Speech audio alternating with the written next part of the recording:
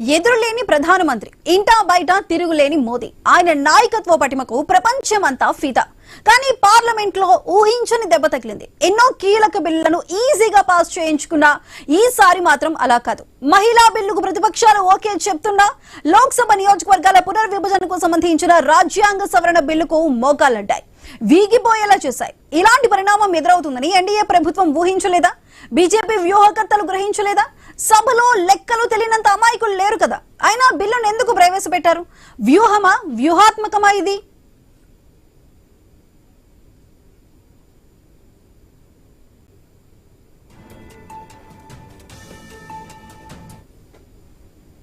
Delimitation కు సంబంధించిన 131వ రాజ్యాంగ సవరణ బిల్లు లోక్సభలో వీగిపోయింది. 22 గంటల చర్చ తర్వాత 298 మంది అనుకూలంగా, 230 మంది వ్యతిరేకంగా ఓటు వేశారు. 3/200 మెజారిటీ దక్కలేదు. ఇప్పటి వరకు మోదీ సర్కార్ ప్రవేశపెట్టిన ఏ బిల్లు తిరస్కరణకు గురి కాలేదు. महिला आरक्षण विधेयक का विरोध हो रहा है. हमने 370 समाप्त की साहब, उन्होंने विरोध किया. राम मंदिर बनाया, विरोध किया. सीए लाए, विरोध किया. ट्रिपल तलाक समाप्त किया, विरोध किया. जीएसटी लाए, विरोध किया. आयुष्मान भारत बनाया, विरोध किया. नया संसद भवन बनाया, विरोध किया. मत्स्य पालन सहकारिता मंत्रालय बनाया, विरोध किया.